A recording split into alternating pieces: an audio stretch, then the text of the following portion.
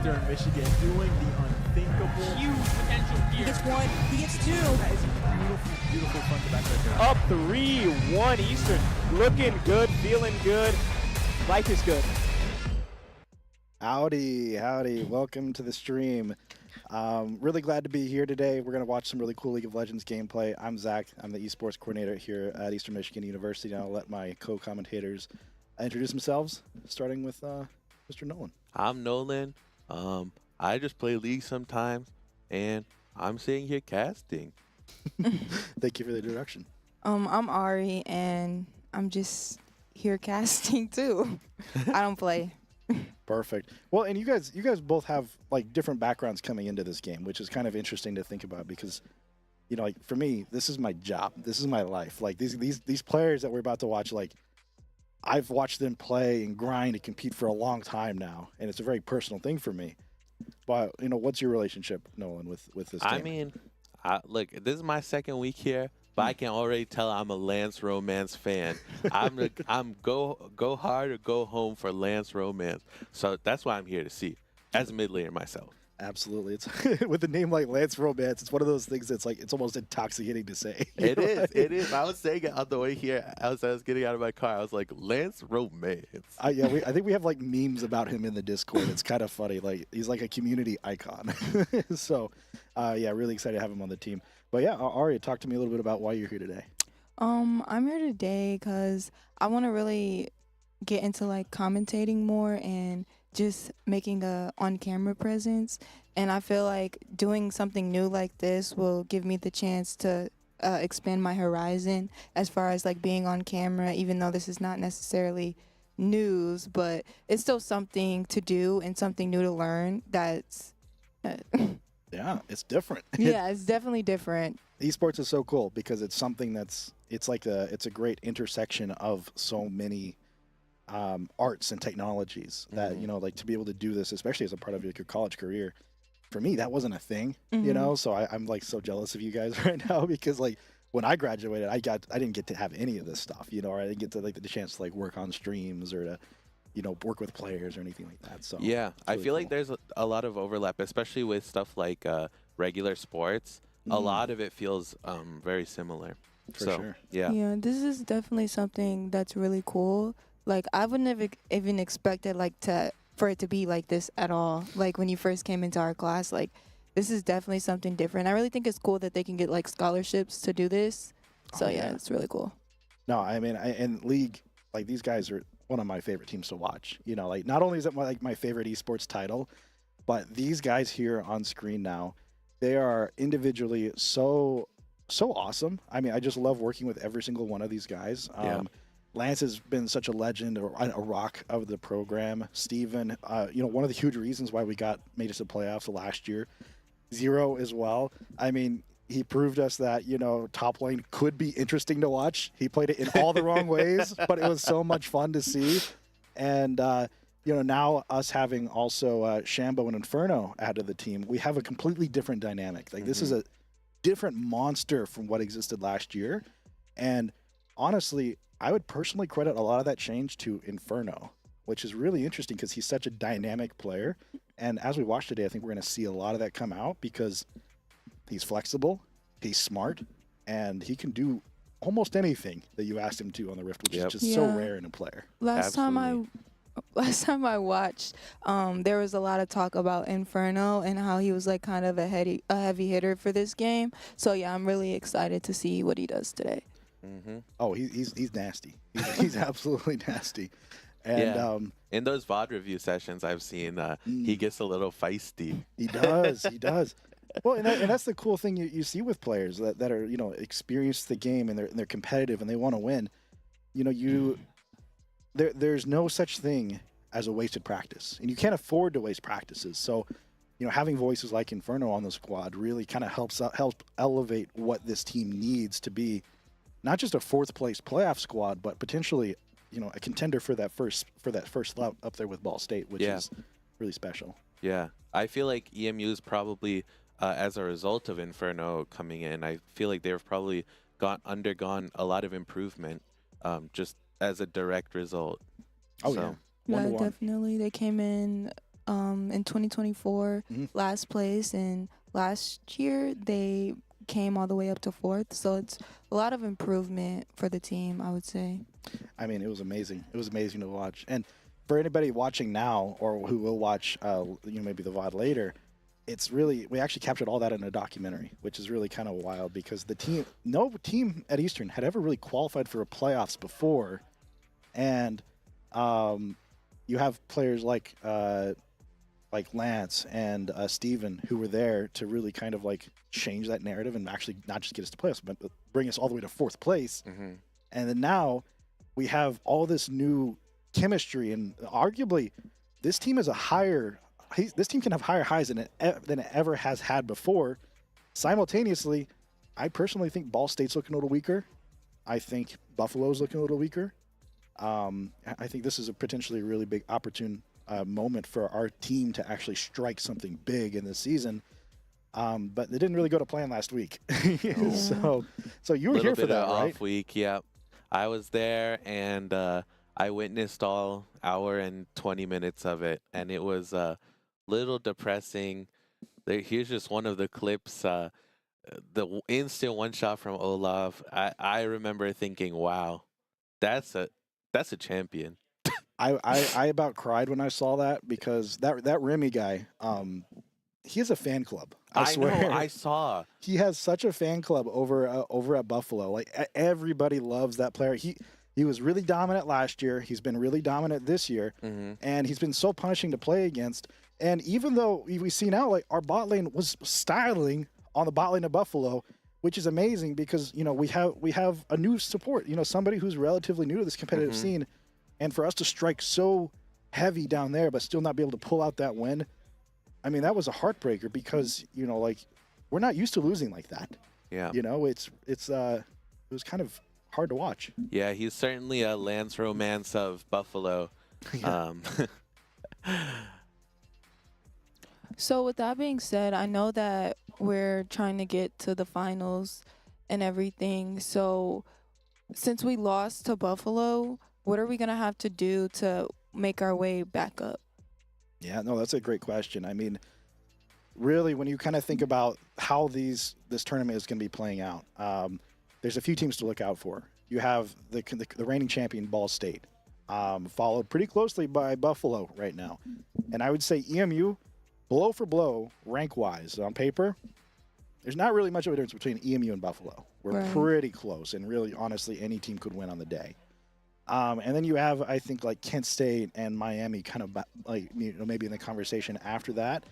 But people were freaking, my own account is flaming me. But yeah, no, EMU having lost now to Buffalo kind of puts us in like 3rd place, maybe 4th place in that conversation, which is like really scary. Because our goal is not to be 4th place anymore. We want to be bigger. We want to be better. We want to go to Akron, which is where our playoffs are going to be this year, and we want to be dominant. And losing to Buffalo in a really bad way signals for the rest of the season that we can't afford to lose anymore. Right. Like we've already slipped this far. If we slip any more, especially against the likes of Ohio tonight, you hear the death bells, like ringing in the distance. The saxophones are getting louder. Yeah, the saxophones. We're lighting the candles. We're starting to cry a little bit. So we have to beat those teams that aren't so good coming up to get further in, to not have to go against Ball State in the semifinals. Absolutely. Okay. I mean, well, because if Buffalo beats them, we have to beat them. Yeah, that's right. And I'm telling you right now, there ain't no way Buffalo's losing to Ohio if they haven't already beat them. So, it's one of those things that we're up to bat now, and we can't slip up. You know what? I believe in our team, though. I think they got this in the bag, and I'm hoping for a stomp today. I agree. I would love to see a stop, especially after last week. Yeah. I would love to see EMU rise to the top. I want to see some Lance Romance action. He's known for making really pretty fantastic plays in the moment. I want to see Inferno completely just put his foot down on the opposing team's top laner. That lane can be so dominant, and I want to see Inferno dominate. And then I want to see our bot lane not just go even. I want to see them continue winning like they were last week. And then it all comes down then to Steven in the jungle. He's got to be the brain for the team. you know, and there was some kind of breakdown last week, and I'm excited to see how he's going to pivot and kind of change things so that he's not just going to, you know, like help, I guess, repeat some of the mistakes we saw last Really, week, but yeah. lead us to a new and brighter future. Yeah, and I think last week too, Steven was on some less comfortable champs. Yeah. So we'll see. It looks like the champs up for contention in the jungle aren't so favored towards the other side this time. Yeah. So hopefully drafting will be a little better too. Well, and this is good information for Ari too, because you know this for you, this game is kind of foreign, you know, and it's like when you kind of look at all these things happening, it's kind of like, where do I start to Right. understand what's happening? And one of the reasons that this is kind of a hard game to accept, and especially for like you don't see many high schoolers getting into it nowadays, it's because I think there's close to like 170 champions to play. So your team can only ever pick 5 champions. We have 5 players on this row. We can only ever pick 5. We can ban 3. Looks like we're about to get a draft, but there's 170 options, and it looks like we're getting here underway with draft. Yeah, with the instant Syndra pick on the side of Ohio. We're getting some technical. Yes, blue here. Yeah. Here we go.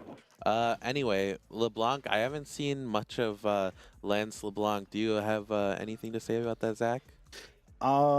Yes, actually. So I would say looking at this draft right here, it's something that's kind of wild to start off with because Lance's LeBlanc was one of the most feared champion options for him last year. Almost no team let him play it, actually. Like they consistently tried to ban it and remove it off the game because we were completely afraid of ever seeing him on that champion. Right. Now LeBlanc, for those of you who might not know, is an assassin. She's high damage, high burst, and if you don't pay attention to her, she will destroy your most valuable assets instantaneously without you watching. Right. And especially with the J4 engage, they can definitely blow up some of the backlines easily. Absolutely. Looking over here at Ohio's draft coming through, a lot of like pretty consistent staple champions. I'd say really strong champions for Syndra and Poppy. I'm not too sure about the Tarek. It's been a while since I played League. I don't know if Tarek's meta, but to me, Tarek kind of signals like this support here coming in from Ohio. Like he maybe just prefers this champion, or they have a very specific ADC champion planned up to pair with that Tarek to make that super special. And I don't really know what that would look like, so I'm kind of interested to see how the rest of the draft plays out. Well, I like on Ohio's side the Poppy Tarek. I feel like they have a lot of ways to protect their teammates from the LeBlanc, from the J4. And now from the Corki, I guess. So I noticed at the bottom they're banning certain players or characters. Yeah. Can we get into the players that they're banning and why they might be banning them? Yeah. So both teams have options at getting into these games to be able to take off some of these 170 champions off the list to say, we know you're good at it, or we know you're good at it, or we know that you want to use this as a weapon against us, so let's take it off the board. For Eastern Michigan, when you're up against a team that you're not really that scared of, you know, a lot of your bans end up being really kind of targeted to what the enemy players are comfortable on. So it's, okay, I see that guy plays a lot of that champion. I'm just going to take it off the board and not even let him touch it. And I'm going to force him to play something he might not be as comfortable with. So that's pretty much the goal from Eastern likely coming in here. The goal from Ohio could be pretty similar. They could definitely target our comfort picks, but they could also be going back through some of our previous matches and looking at like, wow, that was scary. I don't want to see them do that to me, you know. Right. So so that could definitely be a factor as part of it as well. Yeah, especially since Ohio is 0-5. I think they definitely have something to prove and definitely have something to be worried about when it comes to going against a team like Eastern. Yeah, no, and I mean, you have to think about the mental game here too. Eastern, if you look at the draft, they're coded. They're in my mind, they're very red coded. I don't know if you guys are familiar with these like Magic the Gathering terms. You know, like they're very aggressive. They want to blow you up. They're gonna do so much damage so quickly that you just can't stay alive. Mm-hmm. And they're gonna pull the trigger instantly. The draft here from Ohio, though, they're a little bit different. They're very much opposite. So you know, they're kind of like, I want to stay alive longer. The Taric ult, like fundamentally, I'm gonna press my ult, and we're all gonna be invulnerable within like 2 seconds, and we're not gonna die for like another 3 seconds. So Ohio wants to slow things down. EMU wants to speed things up. And when we look at EMU trying to speed things up, if you're the better team in League of Legends and you're the ones who have the ability to initiate something or to say, we're starting this now, whether you like it or not, that's generally pretty good. Yeah. Like, that's something I'm usually pretty excited to see. Absolutely. But aside from that, I have to say something about this Kale pick. I mean, I've been looking at it. I have not seen Kale much in these more competitive games, and I'm really interested to see how it's going to go. No, and Kale is such an interesting champion. That goes back to the flexibility of Inferno. You never know what he's going to pick. You never know. And, I mean, even though, like, you know, we're talking about how EMU's got this really aggressive, fast-paced comp, it's never smart in League to put all your eggs in one basket. So what Kale kind of signals to me is, like, we're not hearing draft, no. But whenever we look at Kale, you know, like, this champion is meant to scale. It's meant to go for the long game. Right. So even though EMU's gonna be pulling the fast trigger everywhere else, we're gonna have it's like insurance. Kale's our insurance policy for the rest of the game. Right. And I'm really excited to see kind of Inferno, you know, exist off in the side lane, kind of scale up slowly, let us kind of shoot our shot, and if we miss, Inferno we trust. And especially into the Scion, I feel like it's a neutralizing kind of just both scale, both are going to be monsters later game, but Kale will definitely be able to shred that Scion, I think. Yeah. And, yeah, no, I mean, invulnerability is such a powerful ability in this game, and both teams have it, funnily enough. There's not many abilities in this game that give you invulnerability, but both Eastern and Ohio have champions that can present that options for both teams. Obviously, Ohio's invulnerability can go across all their champions, whereas Eastern only gets to choose one. But, you know, it's a trade-off. You know, we get to have a lot more damage up front as a payoff. So, one thing I'm interested to see is what this Poppy's going to build this game, because it seems like lethality might be a pretty good option here. They don't have much tank on the other team, but then again, I don't see why not go tank either. Like, shoot. Looks like we're about to spawn into the game here. And, I mean, you're absolutely right. I haven't seen... There's a lot of ways to build Poppy. Crit is one of my favorite ways. Okay, well, and I mean, I'm sure we're not seeing that. Yeah, we're not seeing that. People sleep on Crit Poppy, let me tell you. But we're ready. But, yeah, no, I mean... Screen peeking Shambo a little bit here. Yeah, it looks like the game's been paused. Okay, so we are just paused. That's why we're not fully in game yet. Okay, so we're waiting until the game gets going. Schedule? Yeah, we can look at the schedule maybe. In the meantime, perfect. Perfecto. And now I can only hear you. I'm talking to production, by the way, so I know that's confusing. Yeah, so looking at the schedule here, tonight we are obviously up against Ohio University. Tomorrow, again, Ohio University, but that's for Valorant. And Valorant is not just dominant, they are dominant. You know, they are destroying this semester. They're so untouchable.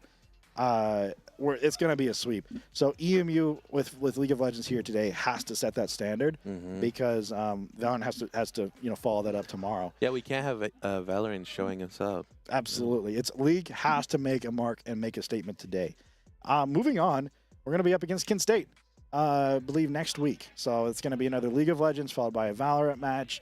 And Kent State, I will say, notoriously, a lot more dangerous of an opponent. So what we do today doesn't just mean win or loss. It means setting the emotional standard for how we're going to be going into that really important Kent State match. You know, it's interesting that you say that because they're ranked lower than us. Yeah. Well, and this is the amazing thing about esports. So often, upsets can happen. You know, these teams can come out of nowhere and just be so strong. And or I think Kent State actually, surprisingly enough, took a game off of Ball State, and this is one of those things that people don't really get to see, but you know, because you see the overall standings. But Kent State took a game off Ball State. That you would never think that would happen. You know, No. they're such a good team, but Kent State had the right strategy. They had the right positioning. They had the right tactics, and they pulled it through. Kent State can be dangerous, so EMU's got to be ready for that. And the mentality that we carry over from today into next week is going to be a key role. It's going to play a key role in our performance against them. Yep. I almost guarantee it. Yeah, and I think especially coming off of that hard loss last week, the high will feel higher, and I'm hoping we can carry that into next week's victory. Absolutely. And we're about to be getting into game here, and EMU has a lot to prove. And it looks like we are going to be seeing that Kale versus Scion matchup in the top lane. And honestly, that's just going to be a scaling fest, I think, for the Kale. I'm not sure that you're going to experience much pressure from the Scion, and looks like we're going to jump into another pause here. More tech issues coming from the ADC. Potentially on EMU side, so hopefully we can get this resolved pretty quickly. But no, I mean, it's going to be a pretty exciting matchup here. In top lane, I don't think it'll actually be that exciting. But jungle, we both have pretty fast-paced, aggressive, heavy-hitting junglers. Bot lane, on the side of Ohio, this is kind of interesting. I'm not sure how I feel about it. Lucian Tarek. I'm not sure about that because, to me, that's a short-range ADC. Yep. Paired with a melee support. Yep. Where EMU has Bard and Corky. Yeah. Which, I mean, are honestly kind of short range as well, but there was definitely an opportunity there for EMU to pick a Caitlyn, a Jhin, or something like this, and just okay, now you don't get to play the lane anymore. Well, that's true, but I do think that they win, the early levels, the little fights in bot lane with that electrocute on Bard. I think they just out-damage the Tarek Lucian, and I don't think there's much of a way for them to play. Sure. Well, and, I mean, Corky's so safe, too. Corky, even, let's say the Bard packs up and says, I'm going to go fight elsewhere, and I'm going to do my own thing. Right. That Corky can just bring, teleport, even if he wants to. He can bring barrier, and he's going to have a dash, and he can stay alive. That Lucian Tarek, they're not going to be super threatening on him. You know, how are they going to gap close? How are they going to get the stun on him? Yep. I mean, one thing know. they have to worry about is maybe the dive with Tarek ult, but then again, I mean, with a more defensive summoner spell, I do think it's going to be pretty safe for Corky regardless. Sure. We're back in the game. One thing, that Poppy's got a Dark Harvest, I see. So You were right, guys. Looks like we're about to see a lethality Poppy come in here. All right, but honestly, they could maybe. use the damage. we might still see crit. You never know. Another pause. What's going on? Always a little bit concerning to see kind of what's happening here. Hopefully we can get into the game soon, because the last thing you want to do, especially if you're the team with the proverbial momentum, as the better team coming in, you Right. don't want to have these pauses and delays come in, because that can slow down your what you want to do and the tempo you want to set. So Yep. My strategy to that is doing jumping jacks. really, Yeah. You jumping should, jacks. Yeah, you should see it. I'm just in the esports arena. I spring up from my chair. Yeah? And I do some jumping jacks. Yeah, how high? Couple inches. I'm a Couple gamer. inches. I'm a gamer still. Yeah, bro. I'd be the same way. I mean, I probably got a 2-inch vertical. Yeah, yeah. It's probably not enough to make. I mean, I'd probably just call it a jacks for me. Yeah. Hopping jacks. Yeah, I don't even know if I give myself jumping. That. I mean, that's an accomplishment. Who earns that? Yeah. I've also been known to do some shadow boxing. Shadow boxing. Yeah. Last time I did that, I ended up killing a man. Oh, yeah, I'm joking. I'm joking. Yeah. Wait, is it shadow boxing like this? That thing? No, You just punch in the air. just punching in the Wait, air. I bro. thought You shadow just boxing punch was the when air. you make the person have you guys seen the trend where you make the person turn? Oh, That's what that people call game? shadow boxing. Oh, I Oh. didn't realize that's what that was called. No, okay. I'm talking about just okay, punching that wasn't the me. air. I wouldn't do that. I'm innocent. Okay, Silly Puppy Girl Lucian says, "I'm just a girl." Okay. So Have we ever had a girl? yeah. So yeah, we the girl gamers absolutely like a lot of guys. Esports is very male dominated, but seeing women in esports is obviously something that has been growing in time, and it's really exciting. And Oh wow, we it's- got the chat. Oh wow, already a second. kill, level 1. yeah, and that's something we didn't even see. So the observers will have to work on what they're doing on the back end there. Yeah, maybe. But as we get going, that's amazing to see because, like we were saying, Inferno is all about scaling. Right. There's no immediacy of the power of that champion. So if we're getting kills now, I mean, it's just kind of over. Well, Kale level 1 is one of the strongest level 1 champs. I think it's definitely something that's slept on. I don't know if it would be slept on in this ELO. He almost has another. Well, I'm kind of worried about him, actually. He went for another kill. He didn't quite find it. And now he's sitting at like 50 HP up there in the top lane, and he's going to have to kind of manage to stay alive. Fortunately, he's level 3 now. He's got access to that healing spell, so he's going to be able to kind of keep himself up. Yep, and his wave is perfect. He's just going to recall and be okay. Oh, and Lance is looking for a kill here on mid lane. If he gets a Q auto E, he's the kill anyway.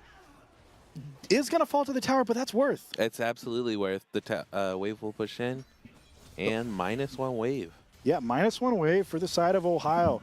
That kind of dive is always good to do for the side of EMU. Not only are you getting the kill, but you're getting the minion and the XP lead. So EMU coming off here, swinging all advantages, looking our way right now. So my question is, I know that you said that majority of our players are master players. Yes. What are Ohio's players level? That's a good question. I believe they have 1 platinum, 1 diamond, or 1 gold. Sorry. Oh, we got another kill there on the mid laner. I can find surprisingly. Out right But I mean that while you're looking that information up, this is one of the great things about the power of Eastern Michigan's comp. Seeing with Jarvan, he came in from the jungle, swooped into mid lane, picked up a quick kill on the flashless Syndra. Syndra's a champion with no dashes. The moment she burns flash and she has to push all the way out of her tower safety, all that Jarvan has to do is come mid, and she can't play the game anymore. She's out. She's completely cooked. And that's exactly what we just saw happen. And EMU, once again, still so strong here.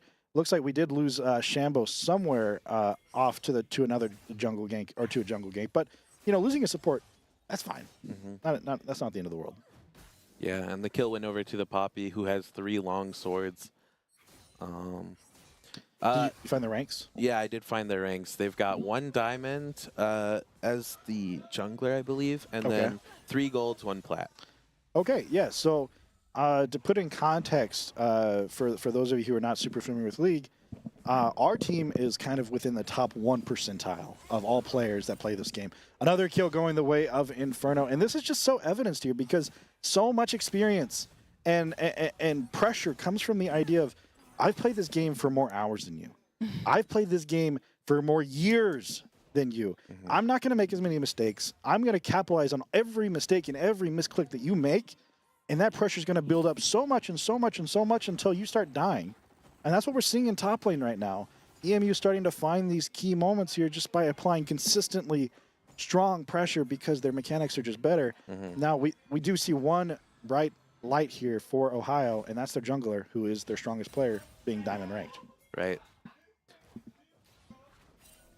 A little bit of an invade coming here from the side of Ohio.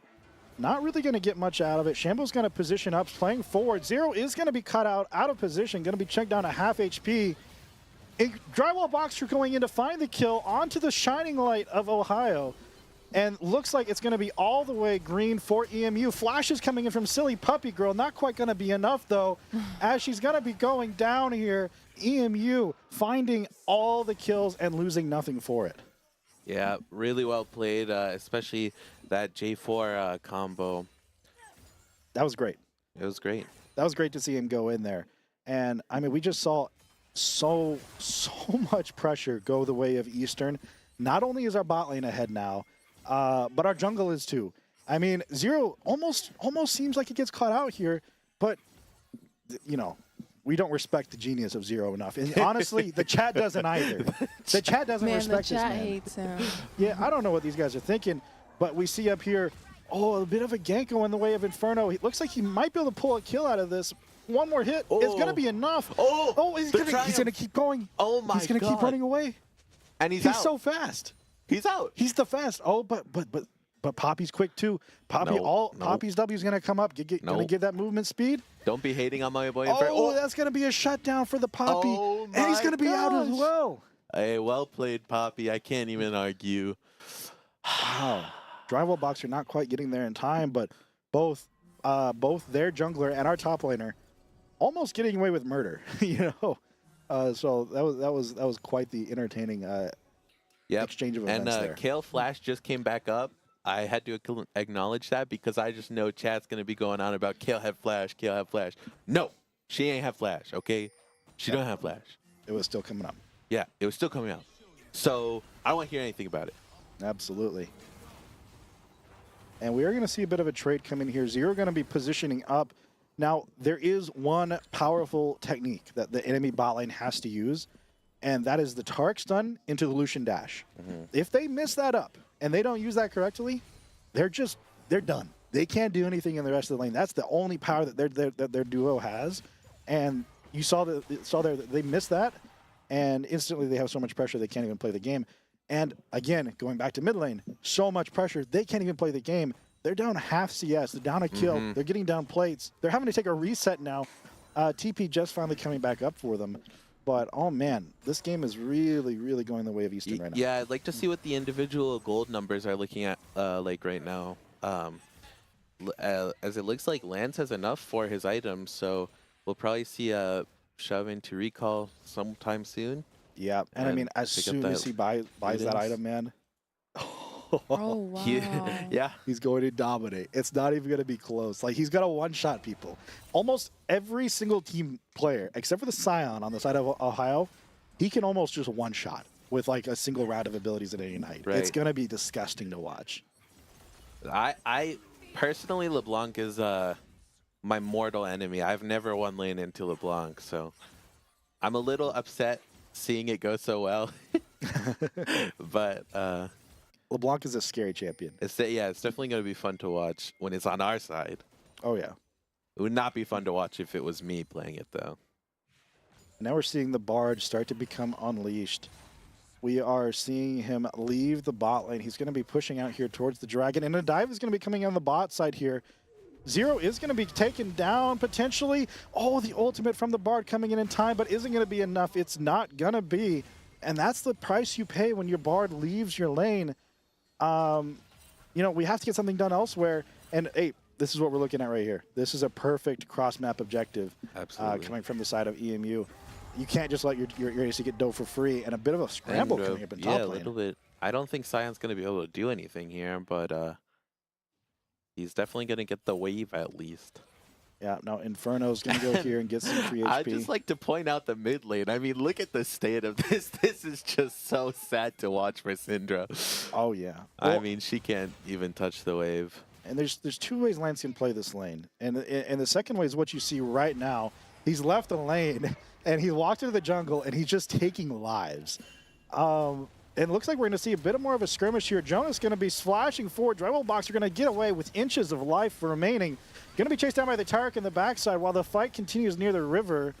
Nobody has fallen yet, but everybody's getting really low. Big flashes, big damage coming in for Romance. Ohio is falling one by one. Ohio is just dropping down one man after another. Triple kill coming in for Lance Romance. That was a messy fight. It was kind of hard even for me to pay attention to because like nobody was dying. That was such a slow, drawn out. Like everybody's chipping each other down, flashing on each other, and I mean Lance gets stunned up. Everybody's debilitated here for at least like 5 seconds. Everybody's re-entering and leaving the fight, and finally EMU comes out on top. And it's really unfortunate for Ohio that they weren't able to finish off Drywall Boxer because that Sunday Sky healing ×3, ×4 was just fight winning. Yeah. Oh, I mean, Lance is just everything's coming from the mid lane right now. All that win came from the priority of that mid laner, and you know, what more can you ask for when you're looking at the face of EMU, you know? So I don't know if I'm looking at this right, but has the other team not touched any of our statues? No, It no. looks like Eastern has got them like on one side of the map, like they aren't able to move to our side and try to make an attack on our statue. Astute observation. No, you're absolutely right. And that's one of the crazy things about this game is when you start winning, you just keep winning more. And that's why a lot of people really love and really hate League of Legends because they can't touch our towers right now. Because we have such an advantage, we just aren't giving them any chance to breathe. And they can't get close to our towers. Where you can see, we've almost killed one of theirs. Right. So, you know, the more... Oh, what is going on here? Are we about to do what I think we're about to do? Okay, we chickened out. Oh my goodness. That was going to be so stupid if we tried to dive them like As that. we see the sad bee emoji coming from the So- Bard. You mentioned how once you kind of start winning, it's going to be hard for the other team to come back. Oh, yeah. Now, I know that there's some characters that kind of aren't to be used to the end. Sure, Like, sure, yeah. is the Corky one of them? Corky is one of them. Yeah, Corky is pretty good as the game goes on. Kale's one of them as the game goes on. But none of this is going to matter if the Lucian gets shut down like this so early. Another diving kill for EMU. It's just so brutal. It's so dominant. But the draft is what matters here, right? When you're up against either a stronger or weaker team, the champions you pick matter so much. And Ohio, unfortunately, didn't pick very many strong champions for the late Lance game. comes out with a flash chain. Cinder is going to fight. So I mean, is she's it cooked here. possible to still pick a strong player but not know how to utilize them? Oh, and yeah. still not be able to lose? Because say Ohio had a team full of heavy hitters. Yeah, it's for the late and game, yeah. Their skill level just wasn't compatible enough to play with those players. Could Eastern still win with players that are not on that level? Well, every champion has a weakness, and I think one thing about Eastern is that they're able to pick around a lot more of the weaknesses of the enemy champs. So I think generally Eastern will be pretty favored in the drafting here. Yeah, I mean, that just comes with experience. That's the thing that Eastern has over Ohio is that almost every single one of our players, oh, this is going to be mean. Oh, holy ult is going to come from side to get the knockup, to aggro on Brywall, but it's not going to be enough to take him down. But that's going to come with, it's part of, if you play the game for this many years, you can play a lot of things. You've probably experienced a lot of different champions and you're familiar with them. And if you're not very experienced or kind of new to the game, you're kind of limited what you can do. So EMU, almost no matter what, let's say Ohio decides we're going to pick strong late game champions and we're going to play for like 30 minutes, try to win then. We're going to pick really strong early game champions and never give them a chance. Or if they pick all early game, we'll pick all late game and we're just going to be so consistent they'll never get an advantage. And we'll eventually win no matter what. So it's kind of brutal. Okay. Silly Puppy Girl, not quite able to defend the bot lane. People have the darndest names nowadays. You know what? My in-game name is Kitty Cat Cutie, No, so I feel a little bit of a connection to Silly it's Puppy Girl not. right now. I'm being so for real. You're Silly Kitty Cutie? Is that what you said? Kitty Cat Cutie. Kitty Cat Cutie. Okay, That's that's better right. than what I said. Yeah, it definitely is. Yeah, Better than okay. Silly Kitty, whatever the heck. Very good. A little bit of a kill coming in the way of Eastern here. Lance is going to get out. Well, maybe with the fraction of his life, he is going to drop to red buff burn or something of the like. And, I mean, that's going to be a kill going the way of Ohio. But honestly, another kill into the Poppy is not what you need. The only player on the side of Ohio that needs kills is that Lucian. Silly Puppy Girl dashing in. Going to get some invulnerability here. Looking for kills onto Drywall. Going to get a big shutdown. Actually not going the way of Silly Puppy Girl. Going the way of Joan. They may be looking for the Jonas? turnaround. I can't read the Jonah. Can't read the name this far. My eyes are dying, man. No, me too. I need an optometrist appointment. Oh well, fortunately for you, I'm pretty skilled at that stuff. Oh, really? Oh yeah, let me look. Oh, getting real close. You know. Beautiful eyes. I appreciate it. And Inferno is gonna get set up against the wall here. Gonna be able to get the ult off last second, but a little bit of a greedy position here.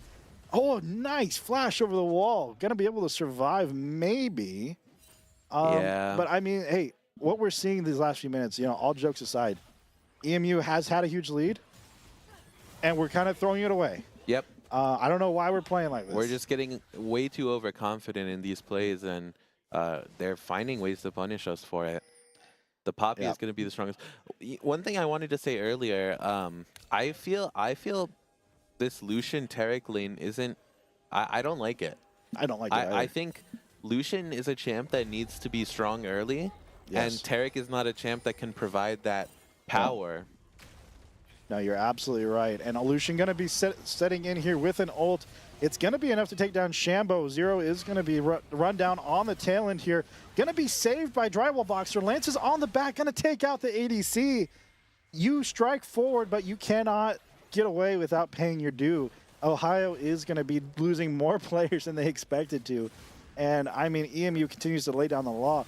Even though we've made mistakes, their lead is just so monumental. Yep. That it kind of doesn't matter. There's only so much you could do about an 11-2 LeBlanc.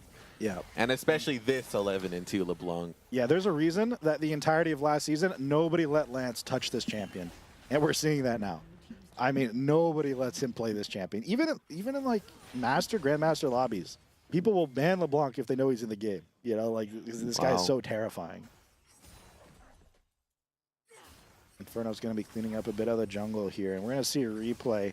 Again, Shambo going to be cut out of position, Zero going to be cut out of position. Nothing new that we've seen this game, but honestly, EMU is going to be able to come out and be in a strong position to kind of take a good lead off of the overextension there from Ohio. Yep, and Corky had to flash, but he's still got the barrier up, and his W was like we predicted. Absolutely. Huge tool for escaping. Going to be a bit of another fight here. The Poppy is pretty good against the Jarvan, be able to stop his momentum. Going to be to try to run a disengage here. Lance is out of the fight. He's not going to be back for a while here. Drywall's going to be caught out in between two giants. Oh my god. So when a player gets killed, how long are they out? You can see it in the bottom here. These gray things, they're little timers. Oh, okay, Yeah. okay. So okay. yeah, usually it's about 30 seconds at this point, and then it'll scale up to a minute really late game, but we probably won't get that far. And Lance didn't actually die in that fight. What had happened was he got ulted and like pretty much just pushed really far away. Oh, okay. But he teleported back because Yeah. his character is unbalanced. Unbalanced is a good way to put it, yeah. But looks like this is another great thing for, as we're kind of getting into this game of League of Legends. This is our second dragon. This will be our second dragon, absolutely. This is going to be a wind dragon. It's going to be empower our ultimates, but it's nominal. Honestly, these buffs like kind of don't matter, honestly, until the soul. Until the fourth one. Yeah, until the fourth one, they're kind of inconsequential. You just take them and take them and take them because you want to be the first one to get the fourth one, or you want to prevent the other team from being the first one to get the fourth one. And honestly, it's looking like this game might not even go to the fourth one. So you're probably right. I don't know if it's even worth putting much emphasis on them. No. I mean, honestly, no. Like this is the kind of game where EMU can kind of just say, all the strategy of the game doesn't really matter anymore. We just have to fight. Now, Drywall Boxer is going to be caught out here on that mantra, and he's going to be CC'd down so well. Props to Ohio. That was probably one of the best things we've seen from them all game. They locked him down, and they didn't let him move. That was some really, really good teamwork, really good cohesion. And now they're kind of going to be threatening the Rift Herald here, but I'm not sure if this is something they really want to do. They're going to be chasing down our Kale, but they're so far out of position now. They don't know where EMU's players are at. We're going to be ambushing them here. Really big damage coming on to Silly Puppy Girl. It's not going to be enough to really get much damage back. But that Kale is 2 items. She's online. Yeah, the Kale is definitely here to play now. The ult's going to go down onto the LeBlanc clone. And, I mean, for every step forward for Ohio, it's 2 steps back. And that's just the way it's felt for the entire game so far. EMU coming in really strong, even though, like, we're making mistakes. Yeah. It just doesn't feel like it matters, which is kind of upsetting for anybody who's here to watch Ohio. You know, some call it a mistake. I call it a incredible bait by Drywall Boxer. You know what? We don't give him enough credit. We don't give him enough credit. I mean, the way he set up that LeBlanc flank was just peak. It was, absolutely. And looks like Poppy is going for the 1v1 against Shambo. Yeah, and this is what you call it's not Wasting quite, time. Yeah, wasting time. Not quite supportable combat. You know, it's just kind of like okay. And once again, And Ohio's they've overchased. overextending a bit. Zero's going to be coming in here with a slam dunk bit of damage, hopefully. Tarek Gold comes in, but it's just not enough to get him out of the situation. No, and And again, Lance is here to clean up. Jonah may be the best player on Ohio, but Jonah was the one there to be caught out overextended needlessly. I mean, and you got to feel bad because this no longer looks like an Ohio team that is actively trying to make plays. That was a play of desperation. That was Yeah. a play of, I just want to try something and see if it'll work. Because honestly, since about 5 minutes into this game, it's been kind of cooked. It's been a little rough. Yeah. It's been a little rough. EMU's going to be marching down the mid lane here, looking to end the game. Barda's going to be coming a little bit late. Simon's going to be flashing in for the Q. Going to be ulting up Drywall Boxer. It's not going to be enough, though. Inferno's on the back line, pumping out damage. This Kale is unnecessarily online. He shouldn't be this strong now, but he is. He's destroying everything on the map. He's not even untouched. He's not even touched hardly. He's only down to half HP. Yeah. And almost everyone from the side of Ohio has fallen. EMU is going to clean up this turret and take the game. And honestly, that is the reverberating victory that you want to see from Eastern coming into this series because of every repercussion for playoffs that we've been talking about and every repercussion for our tournament, our matches next week. This is what you wanted to see. This is a great way to start. Yep. They're playing with our emotions a little bit towards the mid game, but they definitely won a decisive victory, and I'm happy. I'm happy to see it. Yeah, yeah. And Zero gets up there in a fit of rage. Actually, no, he's probably just going to go to the restroom. But you know, really, really good performance from Eastern. What you know? So Ari, what you know? This is a new game for you to be watching. You know, it's kind of you know, it's kind of hard. It's kind of complex. There's a lot going on. What would you say was the most interesting part of what that game was for somebody who's kind of new to it all? You know, like what would you find that was most interesting? Probably when the game started to turn a little, when Eastern started to mess up what they had going for themselves, that's when it finally kind of got more interesting. And, you know, because it's always fun to watch a fair fight, not necessarily one team just demolishing another team. So I feel like it's better when it's more competitive. It kind of puts you more on edge, even though it wasn't really competitive for too long. Sure. But it happened, so that was something. That was great to see. Yeah, absolutely. I completely agree. Well, if you came for a fair fight, I think tonight might not be the night for you. Well, I'll tell you what. I'll give Ohio the key to victory right now. This is what they need to do to beat EMU, and I'll gladly give away the For all secret. you Ohio fans out there. Yeah. If you're listening right now, Ohio, I'll tell you exactly how to win. It all starts in your draft, you got to pick one character or one champion that's going to be your carry, and you're going to put all your eggs in that guy's basket. And you draft everything around that one guy, and you try to enable them. And you're going to have a couple guys who are going to do a little bit of damage, but you need to support the heck out of that one character. And honestly, the Poppy was a great. That was not bad performance really from the Ohio jungler. Put him on maybe a Kindred. Put him on a carry champion. Exactly. Let him pump some damage. Build around him. Pick champions that can kind of collaborate better, because everything felt way too desynced in this first game. Yeah. And if they do that, then it doesn't matter that they're, let's say, on paper worse than Eastern. You can upset them. If you have one guy who's just set up for success so well, you can win. And, and that's all you need as Ohio. So hopefully we'll see that in the second game. I love to see some competition. Not much you can do as a Fed Poppy into Kale. No, So, yeah. absolutely not. You can try to ult them away and then say, okay, good game. Yeah. But that's going to be it for at least right now. We're going to take a quick break and come in here soon for game 2.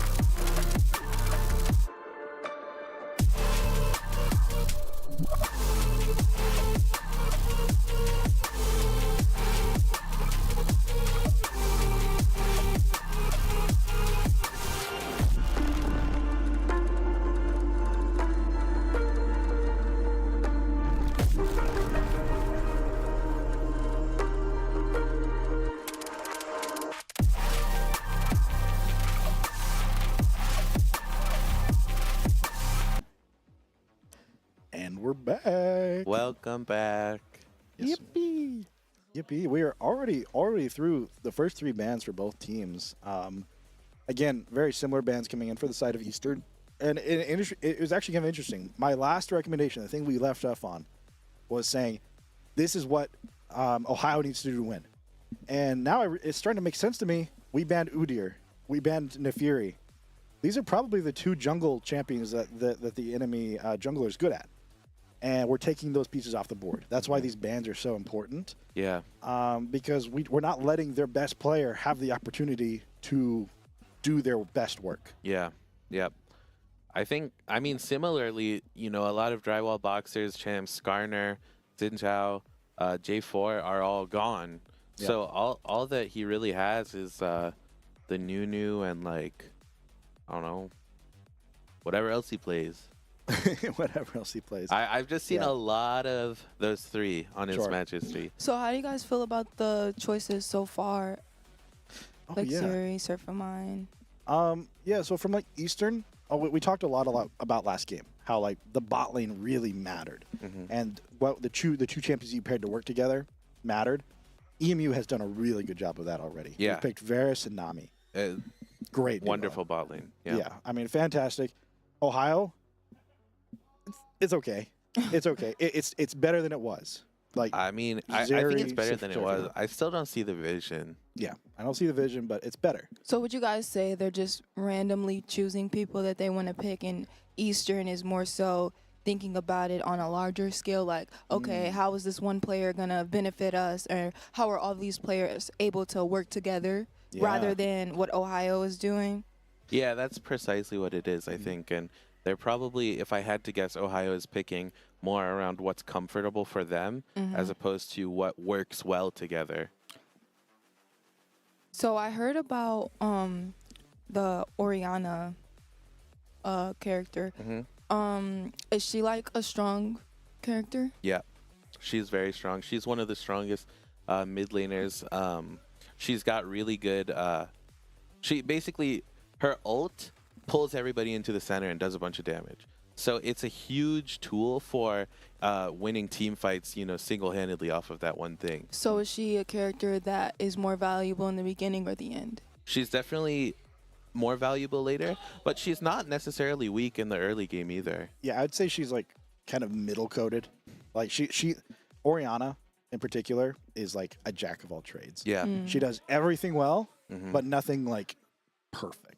So you pick her kind of be like a backbone, a consistent resource. And you can almost draft her in any comp and she'll be fine. Yeah, and that's similar with the Ari on the side of Eastern. She's a great champ for picks and team fights. Yep. So both teams have a pretty strong mid laner. And it's so interesting here because now these 2 teams are actually setting up in a kind of a different way than they were the last game. Last game, we saw Eastern pick a very heavy-hitting, fast-punching team, and Ohio pick a very delaying, let's slow it down type team. Eastern this time has picked, we are going to pick one guy, and we're going to kill you in particular comp.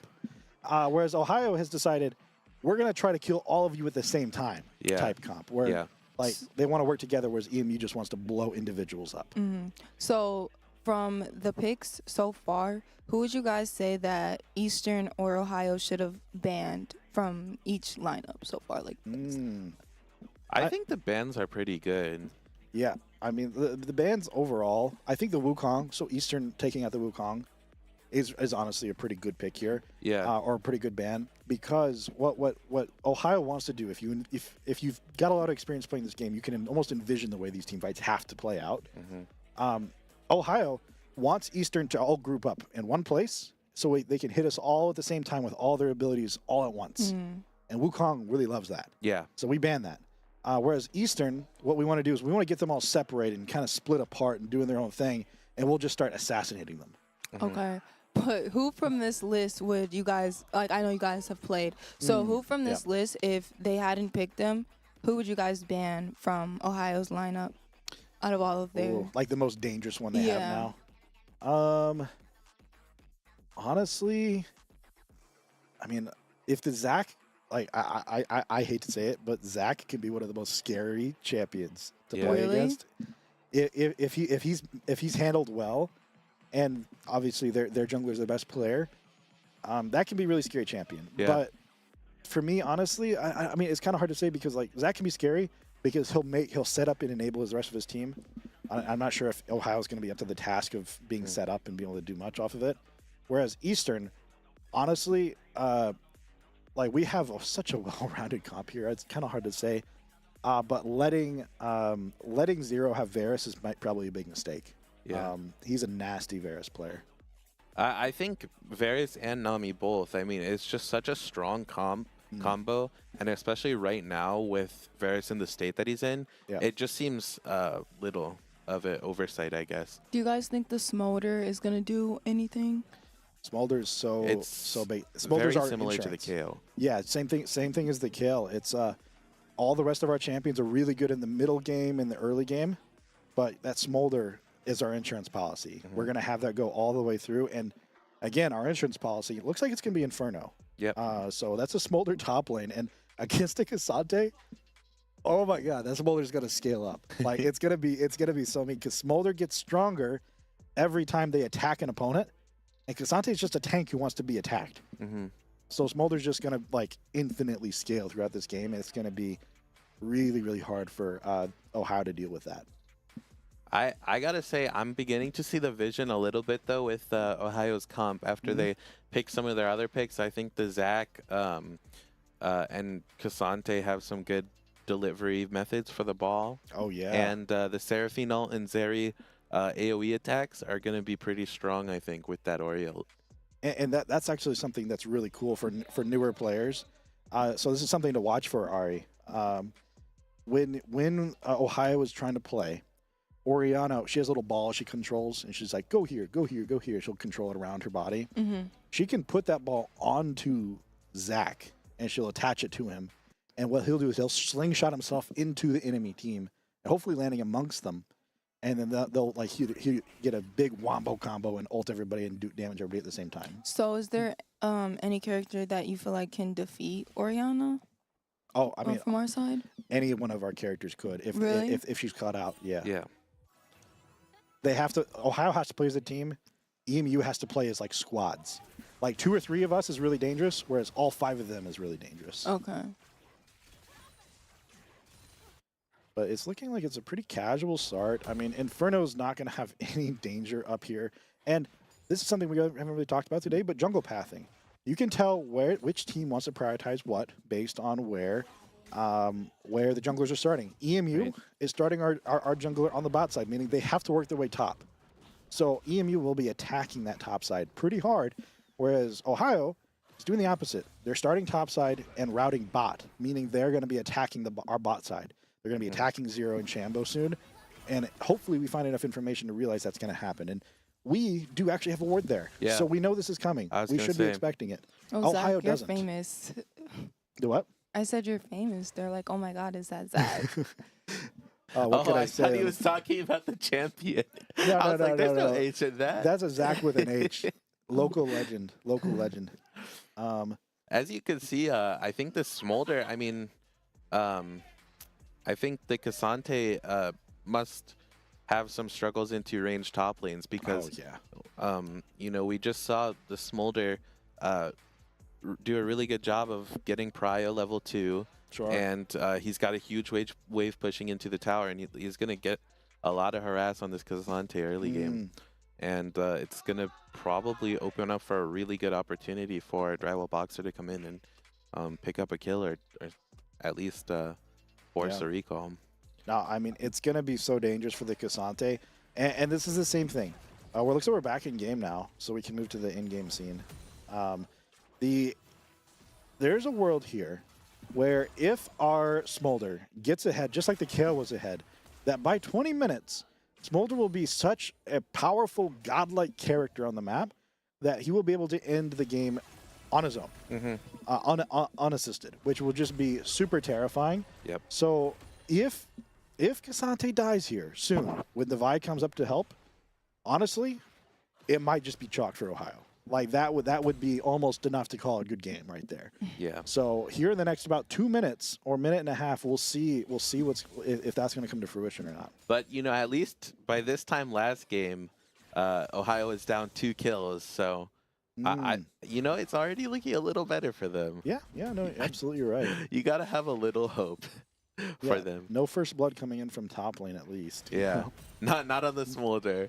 Yeah, so we see the potential dive here coming in from the Vi. Not yet. They're going to be taking a detour to the Scuttle, but the Zac is going to be trying to linger in this bush here. Great vision play. Not going to be spotted out by the side of Eastern yet. Actually, no, he is. He's on a ward. Eastern knows he's there. Oh my goodness. This is completely ruined. This is so he sad. thinks he's not. He thinks he's unseen, but he's not. EMU's gonna try to bait him and try to waste his time. This is almost a tragedy here for the side of Ohio. He's gonna sit here and waste time. He's not resetting. He's not making anything happen on the map. He's gonna try to engage here. Is Shambo gonna be caught out? Shambo's gonna have to burn his flash. I don't know why he was playing so far up, but I mean, still, only burning a support's flash for that amount of wasted time on the jungle. Like, as huge. Steven, you know, Drywall Boxer got his reset, got his Ruby Crystal Longsword, up 8 CS. Wait, did I do my math right? Yes, 8 CS. Yep. He's got the double scuttle. I mean, it's looking like Drywall Boxer is just going to be able to take over the game. Yeah, I mean, this is perfect world for Drywall Boxer. Yeah, and again, we see double CS on Ari in the mid lane. Oh, I didn't even notice that. The subtle differences from mid lane coming through so big. Lance is just so dominant right now. And it's not even close. Soul Horizon not quite able to hold a candle to the face of EMU. So we'll continue to see what happens here. But we can see that our jungler has a huge tempo advantage. We will be able to make a play. And by the time that the enemy jungler catches up to make a similar play, we will already be on to the next one. Right. So we're in a really, really good position to make a lot of stuff happen right now. Gosh. And this Smolder stacking is so satisfying. It is. Oh yeah, Inferno is what I meant to say. Inferno is just so dominant up here right now. Yeah. He's getting stronger every time. Ooh, I love the way it like splashes. It does. That's why he's such a popular champion. And I mean, this is one of those great debates of League of Legends for Ari as well. Well, you know, people love champions because they're cute in this game. You know, and Inferno's playing one of the cutest champions in the entire game, Smolder. He's just this little cute dragon baby guy that like shoots fire. Yeah, I think the last time I was here, one of them were playing with Smolder. I can't remember who. Smolder is pretty. Might have been Zero as well. You could probably put him in top lane or. Oh yeah, right. I think you put him anywhere. He's great. But I feel like Smolder is very polarizing because I've definitely seen some Smolder haters. Oh, I'm one of them. I'm one of them. I'm like a Zed main. You know, I love the edgy characters. I want the shadow assassins. I want the cool guys. You know, I want the edge lords. What's going on? A little dance. Wait. Is he angry? What's going on? Okay, he's got nothing to clear. Okay, so he is trying to get another gank here. I was a little interested or confused why he was sitting there in the bush dancing. But I mean, he's gonna go for an engage here. Nobody's quite level to be really get a lot of damage done here, I don't think. But he hits the huge engage. Oh, the root is gonna miss from So they're gonna get Delgy on Ohio. It's just not enough without that root. We're coming up to the 7-minute mark, and there still aren't any kills. Oh, that's a great point, too. Yeah, I mean, as the game goes on and us not, getting close to that 7-minute mark without much traction, I mean, that has some repercussions. And honestly, it's really not that bad for Ohio. But if you look at the gold difference, no kills have happened, but Eastern is about 1,000 gold up. Yeah. Meaning we're just finding small advantages. We're finding small wins here and there. Yeah, and we see Vi actively taking Zac's jungle here. Yeah. As he's... That's what the tempo advantage gives you. All of a sudden, we've invaded their jungle. We've taken everything of value, and we're about to walk away with it all. And like ships in the night or not. As Zero draws first blood in the bot lane. Yeah, I mean, hey, like we've got a lot of fights going on, even in the mid lane, looking like Zac is going to have to go clear out his bot side. Well, our jungler, you can see this now. We're getting 3 quadrants to the map, whereas he only gets 1 effectively. So that's really good jungling from the side of Drywall Boxer. And It's like yeah, a I mean, silly puppy girl on her own. No, not silly puppy girl. Gotta back that guy up. Needs help. I mean, if you just look on the right side of the tab menu, you can see it's just CS advantage after CS advantage, and Oh yeah. this is looking pretty rough for Ohio as they're now down 3K gold almost. Yeah, and it's just a slower paced game. And honestly, that's kind of playing into the hands of both teams. Like both teams, their win condition. Okay, you know, let's just forget that Let's flash move ever on. happened. Yeah, yeah. Let's not think about it. That was an awkward moment. Okay, top lane. I don't even know, man. Maybe we shouldn't watch. You know, but you know, I think we're in a really good spot here for Eastern. What we want to do is we want to wait until Ohio starts to try to work their way towards an objective, and we start picking them off. Yep. Ohio wants to get to that objective while we're also there, and then fight us all at the same time. As So the dive none of looks that's like it happened might yet. be happening top lane. Oh, there is a route that gets landed a little bit late. Oh, But you know, this is not. I've got my eye on it's this just top hard. lane. Yeah, I gotta watch top lane now. Hopefully, we'll see a little bit different of level of execution. Oh man, and it's just so tough to see. it's yeah. The level of execution across the map is just not even close. But Zero is gonna have to flash away. Gonna try to work up the Q on Silly Puppy Girl. Is gonna make it out with a flash. And Zach is going to be down in his passive. Zero's going to get chunked a little bit, but going to find the kill. Shambo and Zero are going to push forward. Are they going to be able to find anything else? I'm not sure. No one else is coming in for either team, and So both Zach teams are turned just sitting into so low. Yeah, Blob. but with Zach dead here, I mean, it's just a free grub angle. It's free Oh. top jungle angle. I mean, as they're looking for a dive mid, they get it. It's just utter domination, I'd say, from Eastern. Yeah, we Man, watched this Eastern is- war here in mid lane. It just goes completely our way as well. I'd like to, when we get a chance, check on these smolder stacks. This poor Oriana. He's at 106, so almost at the splishy.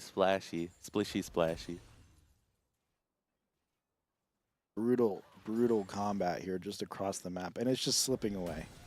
It's just slipping away from the hands of Ohio, and there's just not a lot you can do when you're not just losing top lane, you're not just losing in the jungle, you're not just losing in mid lane, you're also losing in bot lane now. Now they did get one return kill, but That's not enough. that's not enough.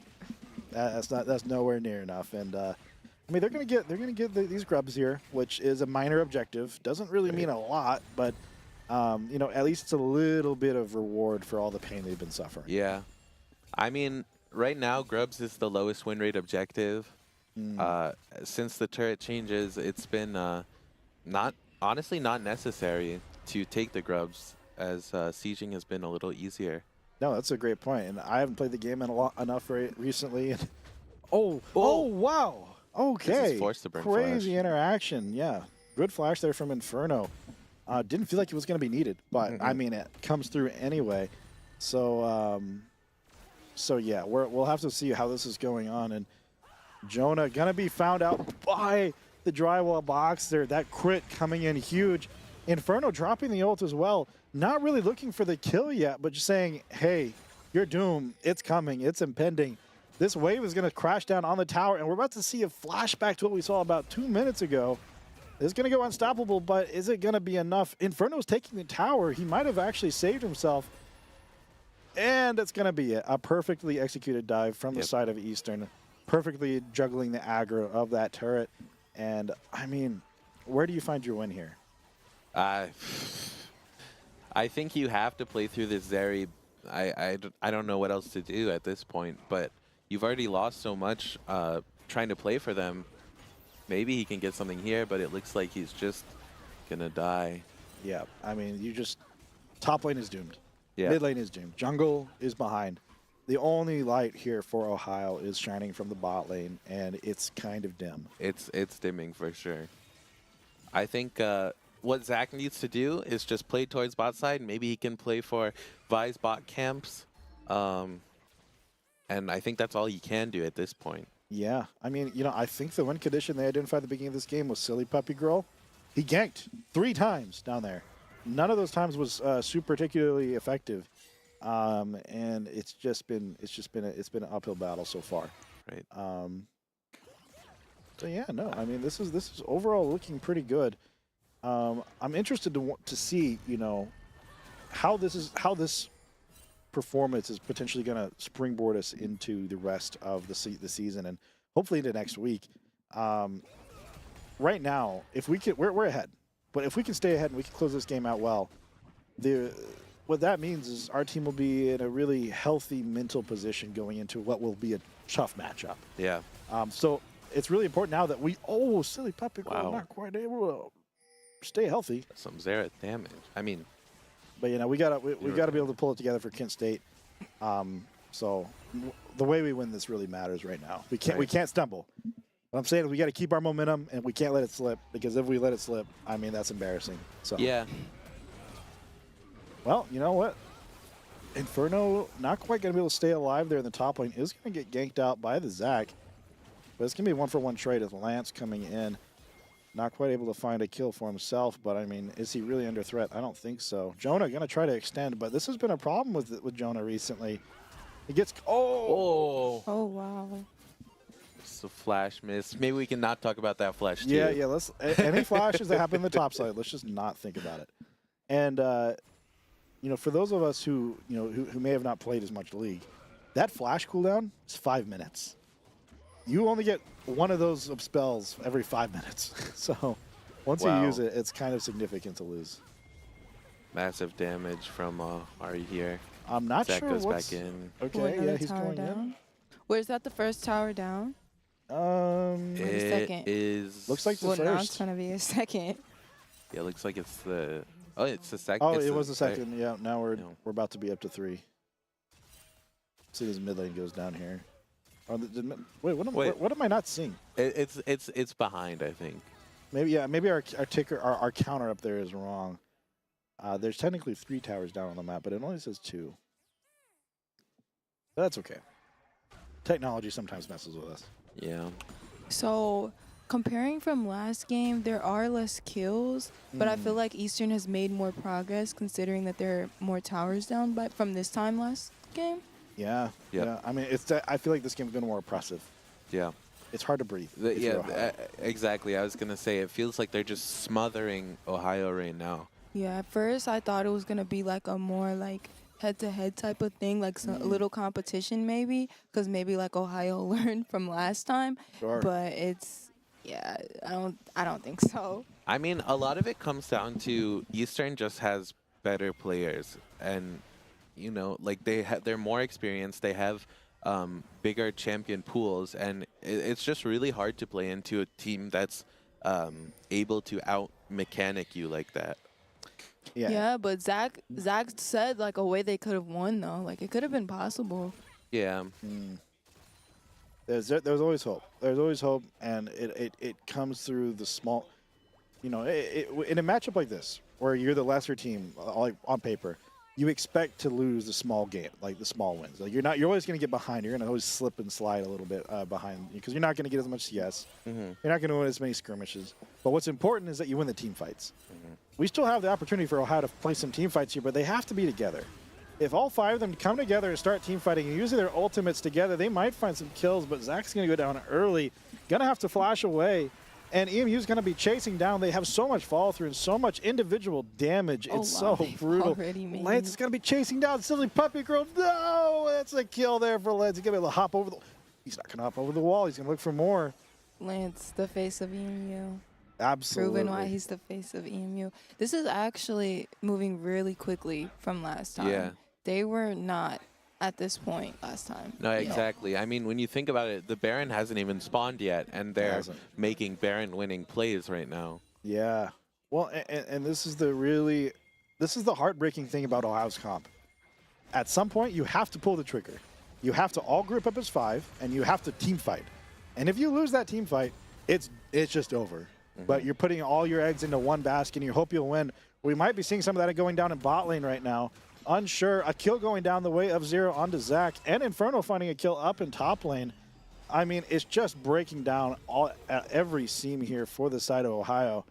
And the hope that you want to see is that, you know, they build a team fight together. They get the Zac, they get the Orianna ult, they get the Seraphine ult across the top just to charm them all. And His dead body laying. yeah, they're all just dead. You can't do it when you're dead, so. Yeah, I would like to see them group up like that at least once this game and just kind of Hail Mary it. Yeah. Maybe once this Zeri gets 2 items, because I feel like that's all they can really bank on at this point.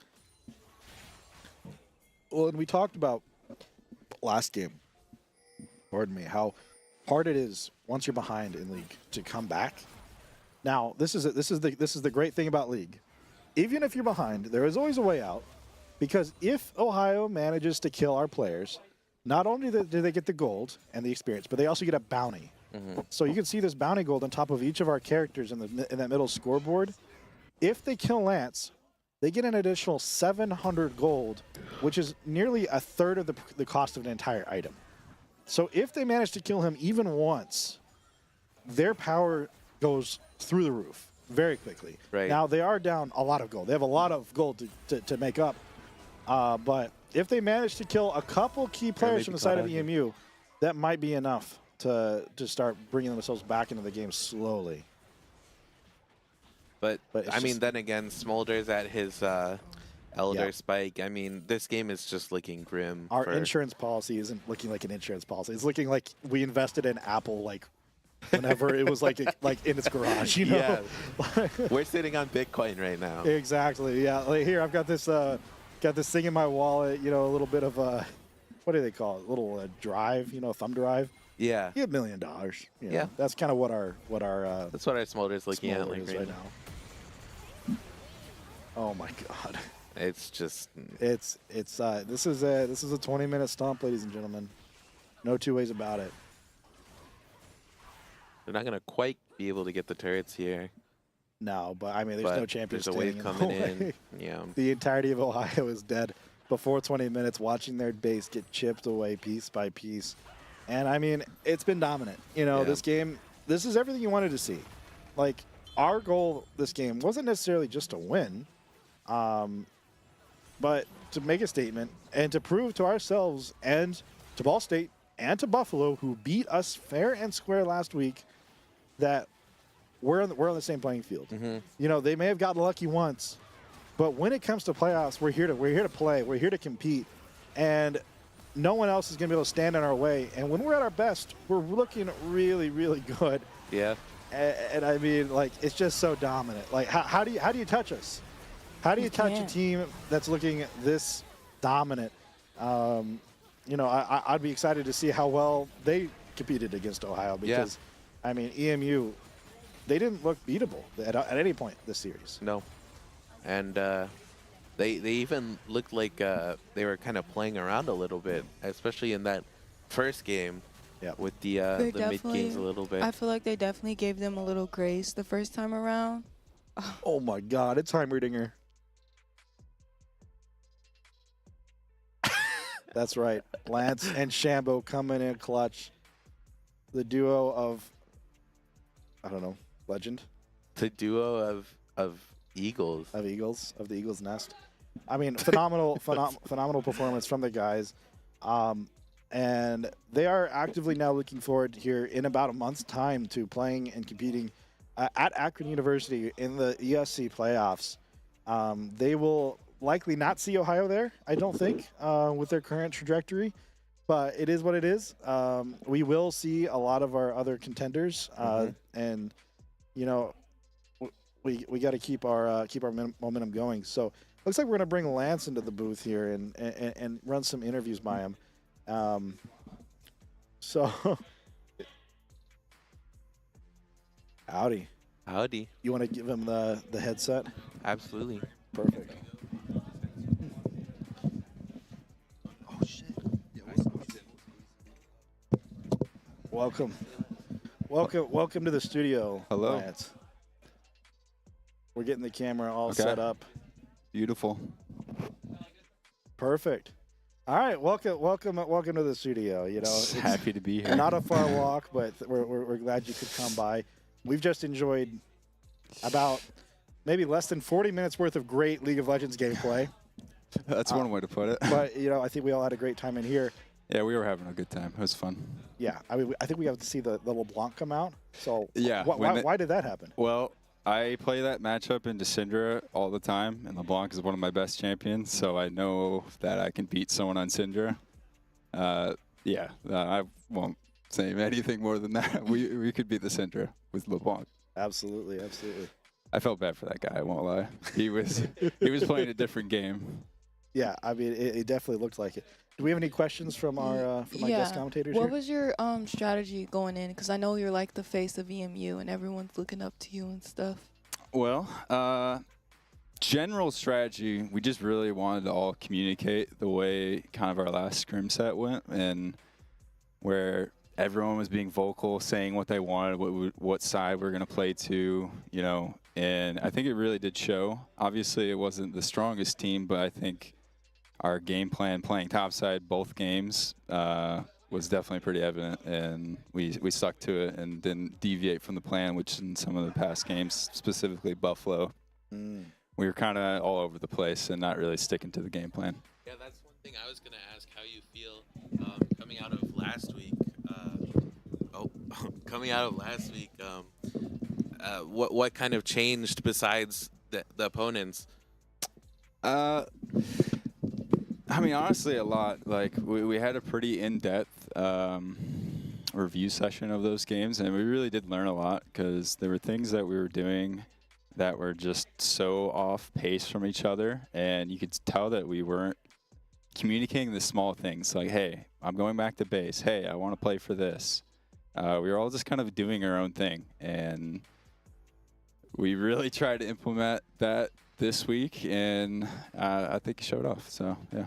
Yeah, I know I was personally a big fan of the way you guys approached, especially the drafting phase. I mean, it felt like there was a clear punching force, like a clear centralized main core of 4 plus an insurance policy. Yeah. That came from top lane this series, which was, I think, a great place to put your insurance policy. You can trust in Inferno. Inferno For we sure. trust, and Yeah, he's a solid player, and I rarely see him lose lane. If he does, he's always going to be relevant. So he's a good player to play around. Yeah, no, I mean, that was a phenomenal series, and hopefully we'll be ready for next week. And I think, unless I'll hit you with one more big question here. Okay. Kent State's next week.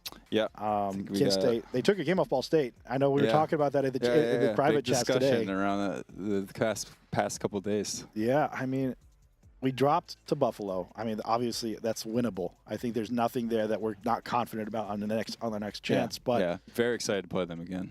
But Kent's like kind of number 1 right now, and they're also kind of like in the conversation for top 5, maybe top 4.